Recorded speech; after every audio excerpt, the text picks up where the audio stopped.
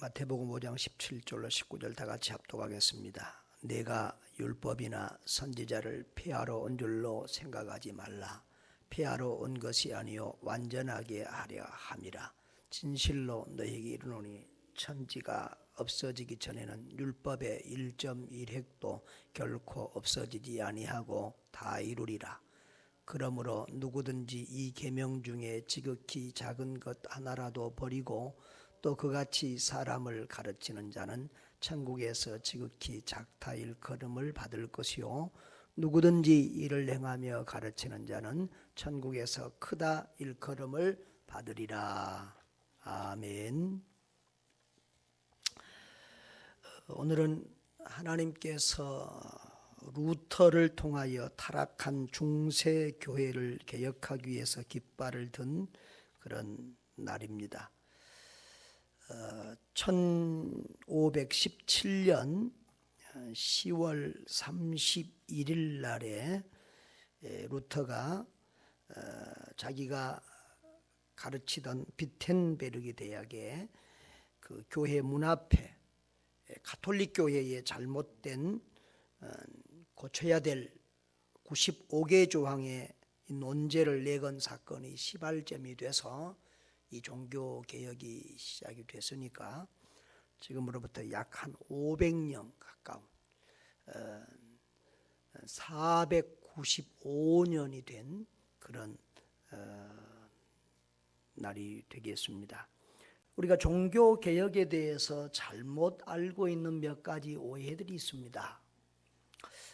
여러분, 종교는 기독교만 아니라 여러 종교가 종교인데요. 이 중세의 개혁은 여러 종교를 개혁한 것이 아니라 기독교회, 교회를 개혁한 것입니다.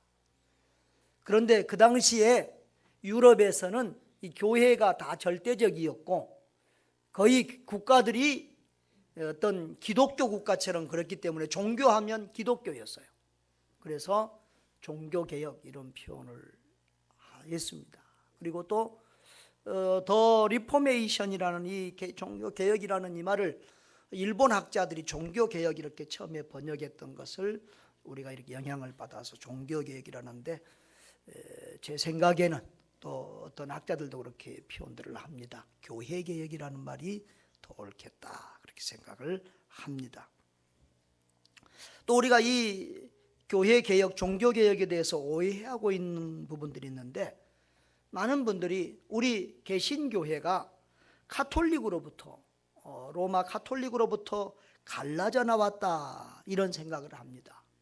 그래서 어떤 사람들은 천주교는 어머니교회, 마더처치고 우리는 어린이교회, 칠드런 처치다, 자녀교회다 이렇게 생각을 하는 사람들이 있습니다.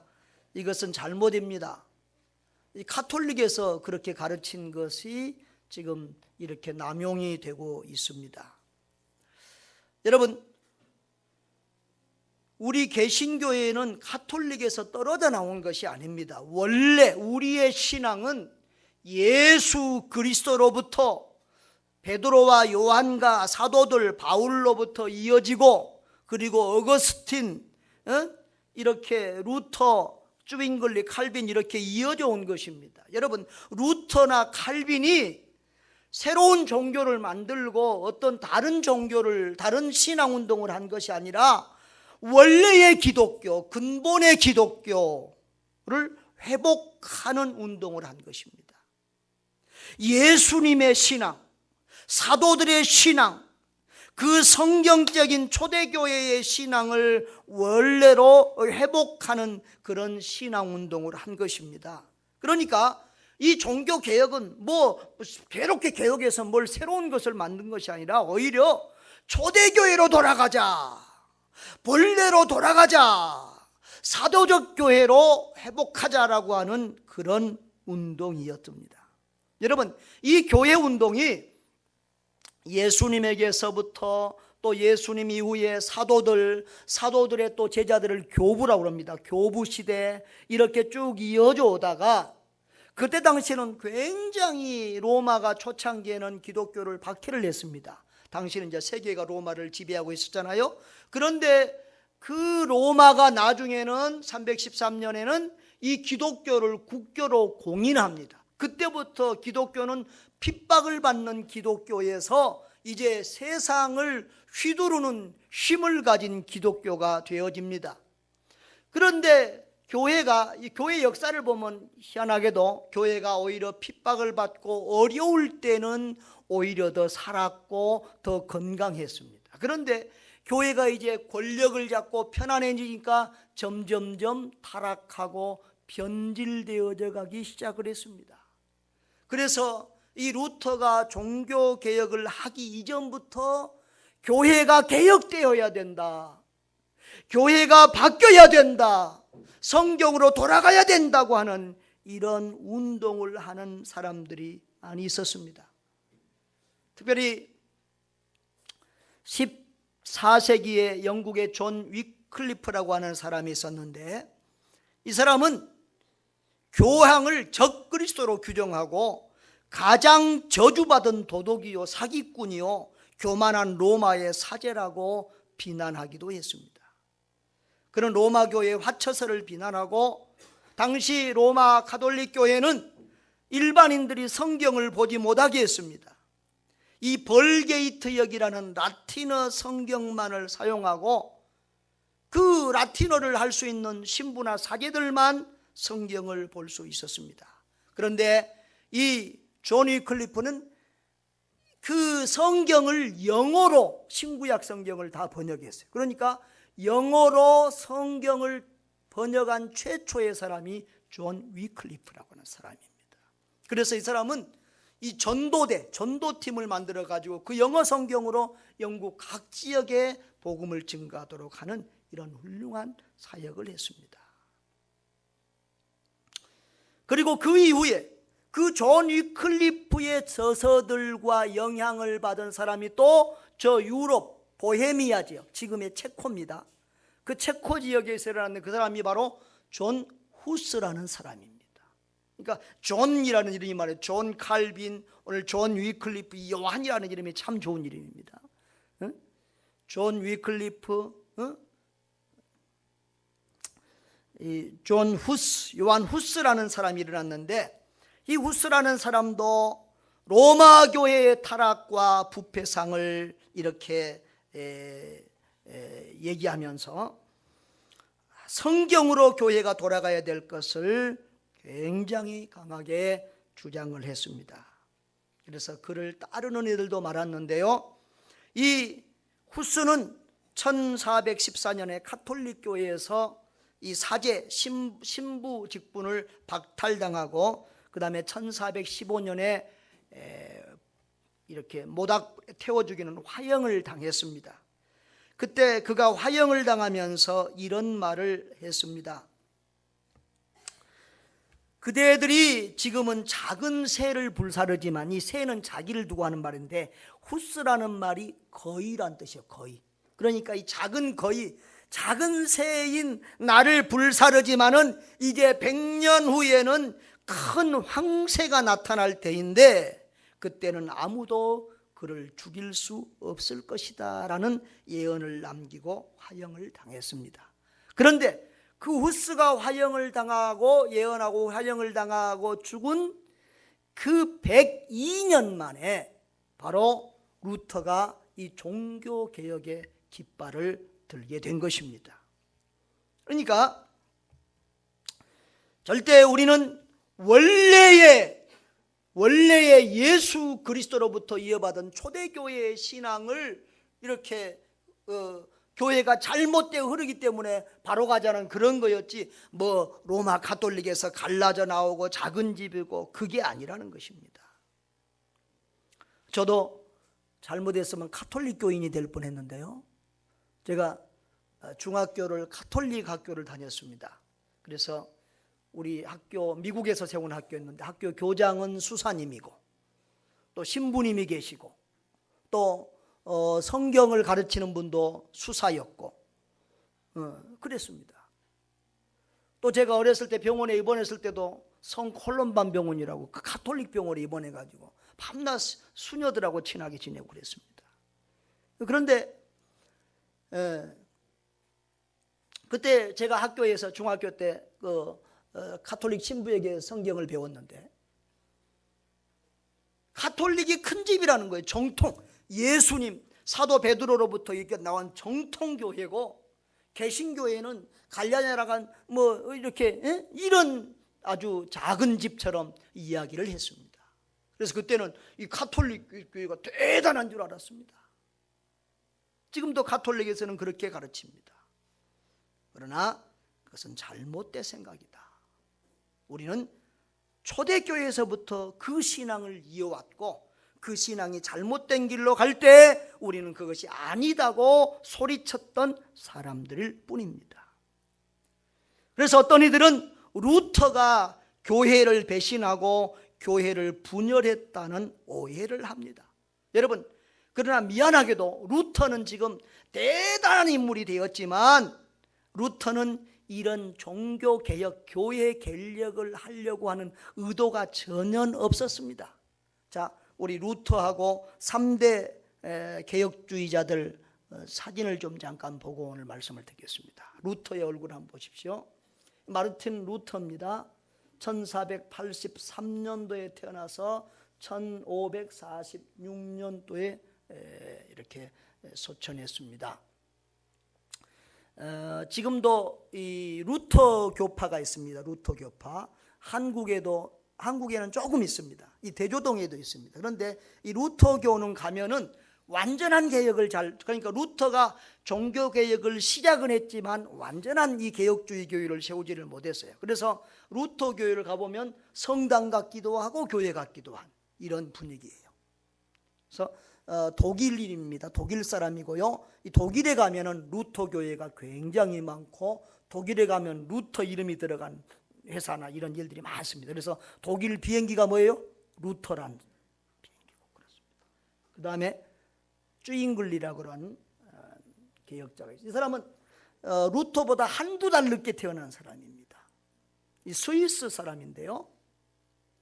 스위스 북부 취리히를 중심으로, 스위스는 북부는 독일 말을 쓰고 아래 제네바 쪽은 프랑스 말을 씁니다. 그래서 스위스 북부 취리히 지역에서 이 쯔빙글리가 종교개혁 운동을 했는데, 거의 루터하고 거의 동시대의 종교개혁 운동을 한 사람. 그러니까 어떤 면에서 칼빈보다 더한 개혁 신앙의 첫 인물이라 이렇게 볼 수 있는 사람입니다.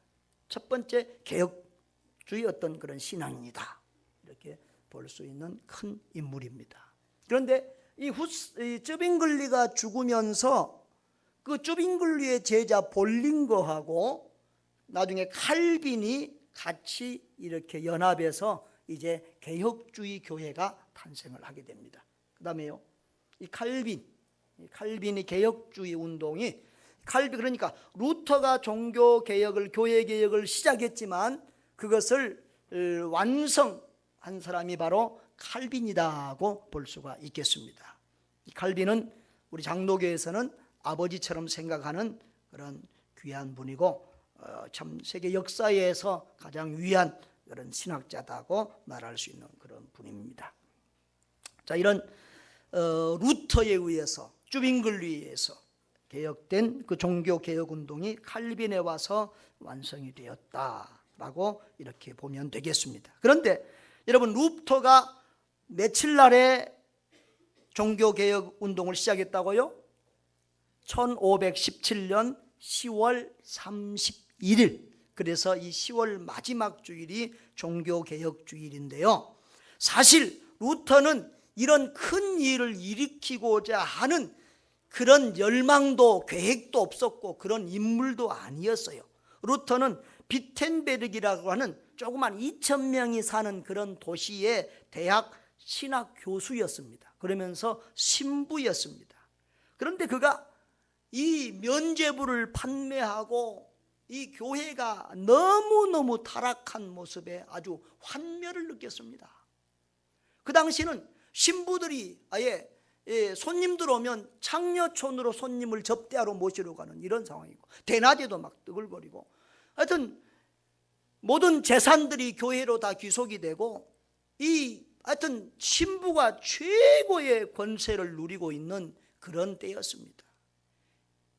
그래서 면죄부를 판매해서 그 돈을 주고 면죄부를 사면은 죄를 면죄받는다, 천국 간다. 너희 조상들을 위해서 면죄부를 사주면 그 돈이 헌금계에 떨어지는 순간 그 조상이 연옥에서 천국으로 올라간다. 이런 성경에 없는 이런 악한 짓들을 했던 것입니다. 그래서 루터는 교회의 잘못된 일들, 면죄부 판매를 비롯해서 교회의 잘못된 일 95개 조항, 몇 개 조항이요? 95개 조항의 논제를 자기가 가르치고 있는 대학, 교회, 강당 문 앞에다가 붙여놨어요. 그런데 그것을 어느 나라 사람이라고요, 루터가? 독일 사람이니까 독일 말로 붙여야 되는데 무슨 말로 붙여야 되냐면 라틴어로 붙였어요. 지식인들만 알 수 있는 라틴어로 붙였어요. 이것은 루터가 종교개혁을 하려는 의지가 있었다 없었다? 없었다는 거예요. 원래 지식인들에게만 알리고 이것을 좀 토론해보고 싶은 그런 마음을 가지고 있었어요. 그런데 그 내용이 일파만파 퍼져가지고 2주 만에 독일 전역을, 한 달 만에 유럽 전체에 이 교회에 부패한 것을 지적하는 99가지의 내용이 쫙 퍼지고 말았어요. 그래서 루터는 개혁자 아닌 개혁자가 되어버리고 만 거예요. 자기 의도하고는 상관없이 개혁자가 되어버리고 말았어요. 그렇기 때문에 이 종교개혁은, 교회개혁은 알고 보면 루터가 한 것이 아니라 누가 하신 것이다? 하나님이 하신 거예요. 하나님. 개혁의 때가 성숙되었고 이 교회개혁은 역사적인 요청이었어요. 그리고 이 유럽에서 이 교회개혁, 종교개혁은 유럽 역사에서, 세계 역사에서 아주 크고 놀라운 사건이 되어지는 거예요. 그래서 헤겔은 중세기 끝에 여명을 띄우고 솟아난 모든 것을 비추는 태양이라고 그렇게 말을 했어요. 여러분, 그 당시에 많은 사람들의 생각 속에는 교회가 너무 부패하고 타락해서 교회가 개혁되어야 된다고 하는 그런 생각이 팽배해 있었어요. 그러나 교회의 교권이, 교황의 교권이 너무 힘이 있으니까 거기에 함부로 대항을 못하는 거예요. 대항하다가 화형당하고 막 죽으니까. 그런데 이 루터가 바로 거기에 불을 지른 거죠. 쉽게 말하면 그 유럽 전역에 지금 다 기름이 뿌려져 있었어요. 기름이. 누군가가 성냥불만 당기면 됐는데 그 성냥불을 누가 켰어요? 루터가 켠 거예요. 그래서 그 짧은 시간에 유럽 전역으로 이 개혁운동이 퍼져나가게 되었던 것입니다. 여러분, 또 우리가 이 종교개혁, 교회개혁운동을 잘못하면 교리적인, 신학적인 개혁운동으로만 오해할 수도 있습니다. 그러나 신학적으로, 성경적으로 잘못됐기 때문에 그것에 대한 개혁이 중요했지만 이 교회개혁운동의 하나는 바로 영적 부흥운동이었습니다. 영적 쇄신운동의 성격을 가지고 있었습니다. 이 가톨릭 교회가 역사를 지나오면서 저 스콜라 철학과 하나가 되고 이방 종교와 혼합되어져서 하나의 생명 잃어버린 힘없는 타락한 종교로 변질되어 버렸습니다. 하나의 미신 종교같이 그냥 그냥 하나의 종교가 되어버리고 말았어요. 여러분, 예수는 생명이잖아요. 교회는 생명운동이잖아요. 교회는 참된 교회는 구원운동, 생명운동, 말씀운동 일어나고 세상에서는 맛볼 수 없는 어떤 그런 기적과 능력과 역사와 생동감이 교회에 있어야 되는데 바로 이 가톨릭 교회는 하나의 미신처럼, 하나의 종교처럼 이렇게 변질되고 말았다는 거예요. 그래서 그 어떤 이 성도들이 백성들이 영적인 갈급함을 느끼면서 이 교회의 부흥, 교회의 영적 쇄신 운동을 기다리고 있었던 것이지요. 특별히 이 교회 개혁에 있어서 가장 중요한 것은 성경으로 돌아가자는 거예요. 따라합시다. 성경으로 돌아가자. 성경으로. 그래서 이 종교개혁의 3대 모토, 표가 있는데요. 첫째로는 오직 성경입니다. 따라합시다. 오직 성경. 두 번째로는 오직 믿음. 세 번째로는 오직 은혜. 이걸 꼭 기억을 하십시오. 오늘 3대 종교 개혁자들의 이름을 여러분들이 기억하십시다. 복습합니다. 누구요? 루터, 그 다음에 주잉글리, 그 다음에 칼빈. 그리고 또 3대 표가 뭐라고? 3대 표가 뭐라고요? 오직 성경, 오직 믿음, 오직 은혜예요. 오직 성경이 아주 가장 강조된 내용이죠. 왜? 가톨릭 교회가 너무 성경에서 멀어져 버렸으니까 이 교회 개혁의 가장 큰 의의와 성과는 성경의 재발견이에요. 오직 성경, 솔라 스크립투라, 이것이 이 교회 개혁의 첫 번째 구호였는데요. 개혁자들은 로마 교황의 권위나 교회의 권위나 세속적인 전통에 항의하면서 하나님 말씀을 최고의 권위로 내세웠습니다.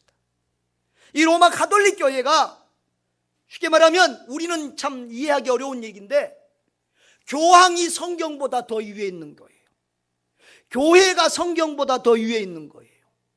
그리고 그 종교회의나 이런 것들이 성경보다 더 위에 있는 거예요. 그리고 성경을 자기들 마음대로 해석하는 거예요.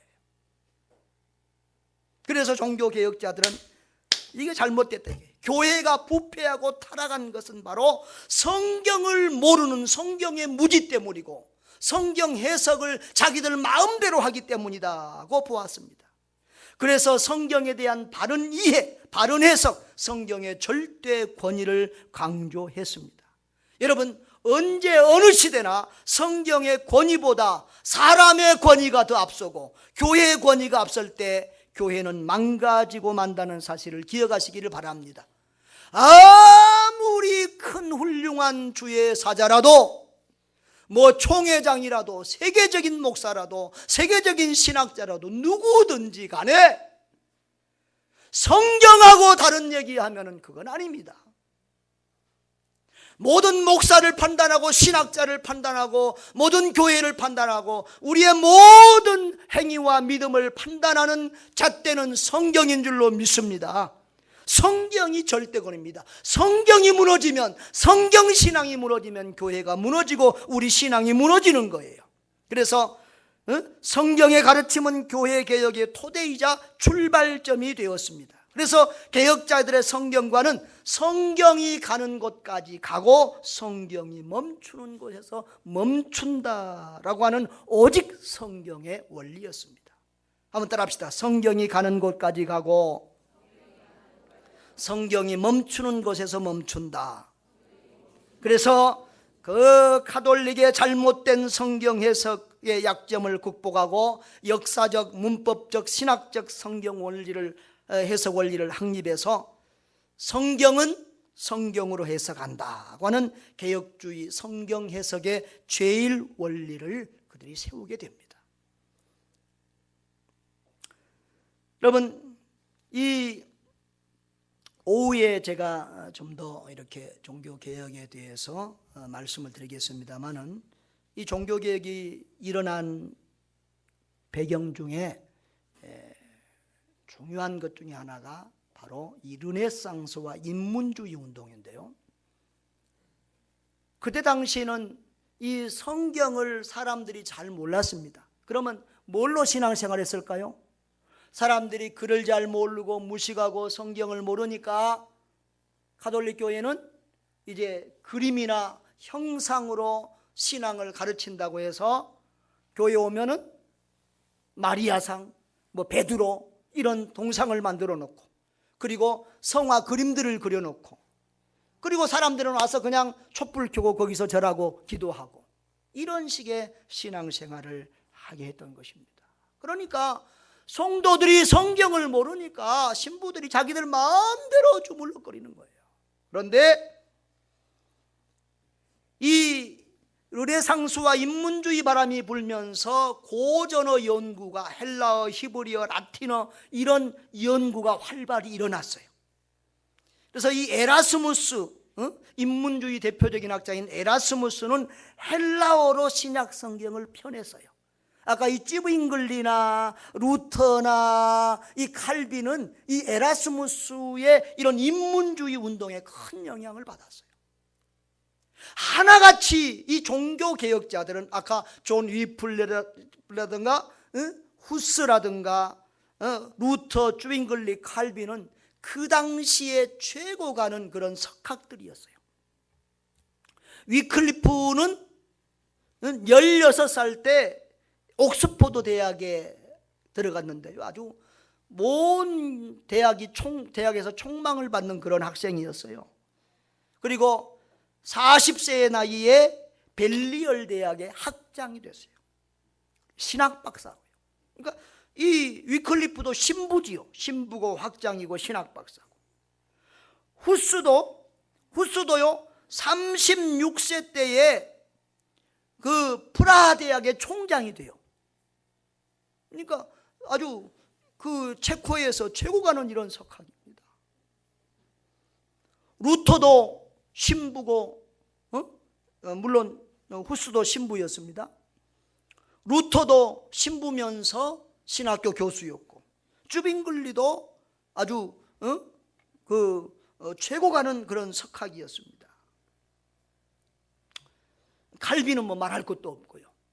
그러니까 그들이 왜 개혁운동을 할 수 있게 됐냐 그러면 성경을 배우고 성경을 아니까 성경의 눈에서 비춰서 볼 때 로마 가톨릭 교회가 너무 변질되고 부패하고 썩어서 도저히 개혁하지 않을 수 없는 상황이 되었기 때문에 이런 일들이 벌어진 것이지요. 여러분, 특별히 이 로마 가톨릭 교회는 성경에 대한 신앙이 잘못되었던 것입니다. 여러분, 오늘 예수님은 뭐라고 말씀하지요? 내가 진실로 너에게 이르노니 천지가 없어지기 전에는 율법의 1.1획도 결코 없어지지 아니하고 다 이루리라. 주님이 이 땅에 오신 것은 성경을 폐하려 온 것이 아니요, 오히려 그 성경을, 구약 성경을 완전하게 하려 함이라고 했습니다. 천지가 없어지기 전에는 율법의 1.1획도 결코 없어지지 아니하리라고 했습니다. 여러분, 오늘 요즘 우리 시대에 조금 자유스러운 교회들은 이 구약 성경을 무시하고 구약 성경을 거의 설교를 잘 안 하는 교회들이 많이 있습니다. 그런데 예수님이 지금 1.1획도 틀림이 없다고 한 성경은 구약입니까? 신약입니까? 구약 성경입니다. 예수님이 구약 성경도 1.1획도 틀림이 없다고 그러는데 신약은 더 말할 것이 없지요. 그러면서 누구든지 이 계명 중에, 이 말씀 중에 지극히 작은 것 하나라도 버리고 또 그같이 사람을 가르치는 자는 천국에서 지극히 작다 일컬음을 받을 것이요. 어떤 사람이 작다고요? 성경을 무시하고 성경을 우습게 여기고 그리고 그것들을 버리고 그렇게 가르치는 사람은 천국에서 지극히 작다 일컬음을 받을. 성경 66권을 다 하나님의 말씀으로 믿지 않고 어떤 부분들을 무시하고 성경 해석을 자기 마음대로 하고 마음대로 가르치고 이런 사람들은 천국에서 지극히 작다 일컬음을 받을 것이요, 누구든지 이를 행하면서 하나님의 말씀대로 행하면서 그 말씀을 그대로 가르치는 자는 천국에서 크다 일컬음을 받으리라 그랬습니다. 여러분, 이 세상에서 큰 사람이 복 있는 사람입니까? 천국에서 큰 사람이 복 있는 사람입니까? 천국에서 큰 사람이 진짜 복 있는 사람이죠. 여러분은 성경대로 믿고 성경대로 살고 성경대로 가르치고 전하는 여러분 되시기를 바랍니다. 그리해서 천국에서 크다고 일컬음을 받는 그런 영광스럽고 복된 사람들 되기를 바라요. 정말 우리가 이 성경 신앙운동이 계속되어져 가야 할 것입니다. 여러분, 성경을 알면요, 가톨릭 교회가 얼마나 잘못된 것인가를 알 수 있어요. 여러분 보세요. 이상하잖아요. 교회에서 뭐 합니까? 교회에서 밤낮 강조하는 것이 우리 개혁주의 3대 생활원리가 뭐예요? 하나님 중심, 성경 중심, 교회 중심. 밤낮 성경 읽으세요. 성경 공부하세요. 예배 나와서 하나님 말씀 배우세요. 늘 성경 배우라고 성도들한테 그러는데, 세상에 성도들이 성경을 모르게 하고 성경을 못 읽게 하고 성경 해석하거나 성경을 가지고 있는 사람은 죽이고, 이런 일이 어디가 있겠습니까? 그러니까 가톨릭 교회가 얼마나 잘못됐었다는 것을 이해할 수 있죠. 지금도 성경을 바로 아는 사람들, 지금 참 우리 시대가, 우리 한국 교회가 참 하나님 앞에 회개할 게 많지요. 우리가 부족해서 지금은 교회에 왔던 사람들이 가톨릭으로 이렇게 돌아가는 경우도 많은데요, 제 생각에는 가톨릭으로 가는 분들 중에서는 정말 성경에 눈을 뜬 분들이 없다고 생각합니다. 참된 믿음, 예수님을 만난 사람, 진리, 길이요 진리요 생명이신 예수님을 만난 사람은 가톨릭 교회에 가서 거의 적응할 수가 없어요. 성경만 바로 알면 가톨릭 교회의 뭐 대부분의 그런 것들이 다 틀렸다고 하는 것을 알 수가 있어요.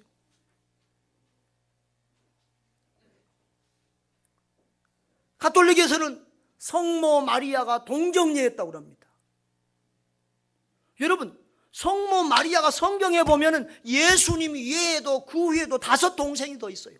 이름까지 다 기록이 되어 있어요. 근데 무슨 동정녀요? 또 성경에 없는 마리아가 또 하늘로, 예수님이 승천한 것처럼 하늘로 승천했다고 합니다. 그런 얘기가 성경에 어디 있어요? 성경에 없는 연옥을 만들고, 그리고 그런 기도를 할 때도, 여러분 우리 지난주에 배웠지요? 유일한 중보자는 누구라고요? 예수 그리스도. 하나님과 우리 사이에 유일한 중보자는 예수 그리스도예요. 예수 그리스도를 통하지 않고는 누구든지 천국 갈 수 없어요. 우리는 구원도 예수를 통해서 구원받고, 기도도 예수 그리스도의 이름으로 하는 거예요. 예수님을 통해서. 그런데 마리아를 통해서 뭐 빌고, 성자를 통해서 빌고, 이런 것들은 얼마나 잘못된 것입니까? 지난주에 제가 유럽을 돌아보면서 가톨릭 교회가 정말 잘못되고 썩었다는 것을 더 실감하고 있었는데, 여러분, 교회에다가 해골을 갖다 놨어요. 양쪽에 예배당 양쪽에다가 뼈다구 시체를 갖다 놨어요. 옛날 예수 믿다 죽은, 카타콤에서 죽은 성자들이라는 거예요. 그거 거기다 가서 기도하고 절하는 거예요. 성화들 그림들을 보면 예수님은 거의 다 어린아이로 그려져 있어요. 예수님의 그림을 보면 거의 다 마리아가 어린아이 예수님을 품에 안고 있어요. 누구를 지금 더 크게 생각하는 겁니까? 마리아 숭배 사상, 마리아 숭배적인 그런 의미가 굉장히 많아요. 여러분, 옛날부터 아세라 신이라든가 우상숭배, 또 그리스의 여러 신들 중에서 이 여신들이 굉장히 많습니다. 여신숭배가 많습니다. 여자들이 남자보다 좀 신비하게 보여서 그런가 봐요. 여신숭배가 많은데, 바로 이 가톨릭이 그런 어떤 이방 종교의 영향을 받아서 이렇게 변질된 거예요. 우리는 오직 예수에 따라합시다. 오직 예수, 오직 예수. 예수 외에 다른 구원받을 자가 없고, 예수 외에 우리 어떤 기도 중보자가 없어요. 우리는 예수 이름으로 구원받고 오직 예수 그리스도를 믿음으로 구원받는 줄 믿습니다. 자, 그런데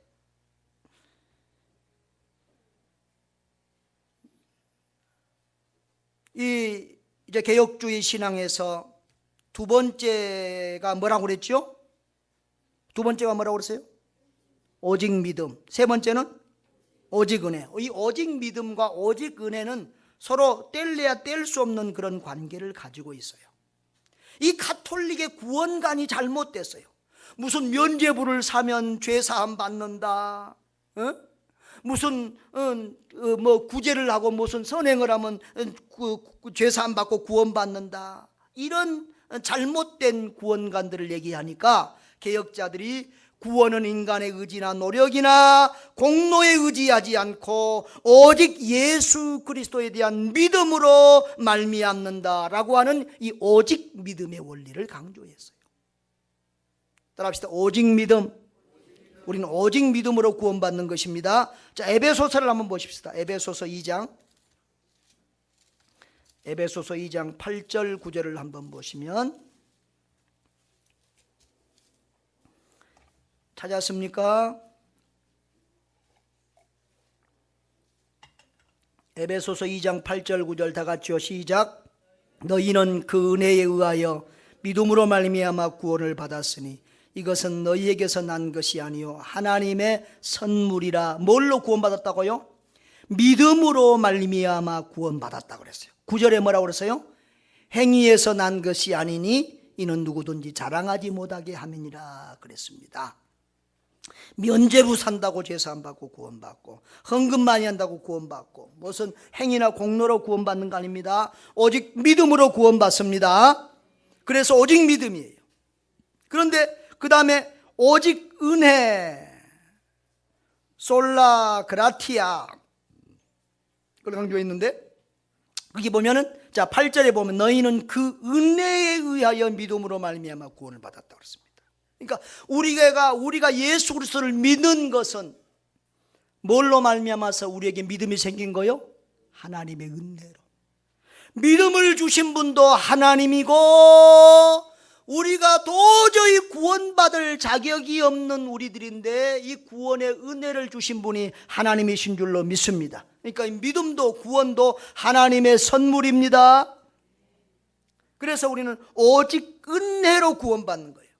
행위나 내 공로로 구원받는 것이 아니라 오직 믿음으로, 오직 은혜로 구원받는다는 구원에 있어서야 하나님의 절대 주권을 강조한 것입니다. 그리스도를 믿음으로 값없이 주시는 하나님의 은혜로 말미암아 의롭다 하심을 받고 구원받는다는 사실을 믿으시기 바랍니다. 그러면 선행은 뭡니까? 10절 우리 다 같이 한번 읽어볼까요? 우리는 그가 만드신 바라 그리스도 예수 안에서 선한 일을 위하여 지으심을 받은 자니 라고 했습니다. 이건 뭡니까? 우리가 선한 일을 해야 구원받는 것이 아니라 구원받았기 때문에, 하나님이 우리를 구원하신 것은 하나님의 자녀로서 선한 일에 힘쓰도록 구원했다 이겁니다. 그러니까 하나님의 자녀이기 때문에 우리가 선한 일을 해야 된다, 착한 일을 해야 된다, 착하게 살아야 된다, 바로 살아야 된다, 그런 말씀입니다. 이해가 되십니까? 여러분, 오늘 우리 예수님이 말씀의 중요성을 강조했습니다. 예수님은 자주 이 말씀이 생명이라는 것을 강조했어요. 너희가 성경에서 영생을 얻는 줄 알고 성경을 상고하거니와 이 성경이 내게 대해서 말씀하시는 것이다. 그리고 어떨 때는 그 예수님의 육의 어머니 마리아와 형제들이 예수님을 찾아왔어요. 우리 예수님이 예수가 잘못됐나 그러고 정신이 이상한 왜 저런 짓 하고 찾으러 봤어요. 그때 예수님이 뭐라고 그랬어요? 누가 내 어머니고 내 형제냐? 하나님의 뜻을 행하는 자들이 내 형제고 어머니다 그랬어요. 하나님의 말씀대로 살고 하나님의 말씀을 따르는 신앙을 그렇게 귀하게 여겼던 것입니다. 여러분, 참된 교회는 말씀을 생명처럼 여기는 교회입니다. 참된 교회는 예수 그리스도와 그의 말씀, 바른 신앙 고백 위에 세워진 교회라는 사실을 믿으시기 바랍니다. 가톨릭 교회의 가장 큰 문제는 성경을 떠난 것이었고 지금도 그렇습니다. 우리는 오직 성경에 우리의 신앙의 모든 것을 걸고 달려가야 됩니다. 또 가톨릭의 교회의 문제는 생명을 잃어버린 것이었습니다. 예수는 구원이고 생명입니다. 어떤 면에서 기독교는 종교가 아니라 하나의 생명운동입니다. 많은 종교 중에 하나가 아닙니다. 진리운동이고 생명운동입니다. 그래서 살아계신 하나님의 생명운동, 구원의 운동의 역사가 교회 안에 있어야 됩니다. 죄사함 받고 구원받고 참된 기쁨과 생명을 누리는 그런 구원운동이 교회 안에 있어야 돼요. 그런데 이 가톨릭이 미신에 빠져서 하나의 종교로 전락하고 생명을 잃어버렸을 때 바로 이런 교회개혁 운동이 일어났던 것입니다. 자, 그런데 우리가 하나 명심해야 될 게 있습니다. 이 교회개혁은, 종교개혁은 지금으로부터 500년 전에 있었던 하나의 역사적인 사건으로 그쳐서는 안 된다고 하는 것입니다. 교회는 개혁되었기 때문에 계속해서 개혁되어져야 합니다. 개혁자 데오도로 베자는 그런 말을 했어요. 따라합니다. 교회는 개혁되었으므로 항상 개혁되어야 된다. 우리는 하나님의 말씀 앞에 우리 자신을 비추고 우리 교회를 비치면서 항상 말씀 안에서 바로 서가는 교회가 되도록 힘써야 합니다. 여러분, 교회 예배당 건물이 크고 작은 것이, 또 교회의 정치 형태가 교회의 좋고 나쁨을 구별하는 것이 아닙니다.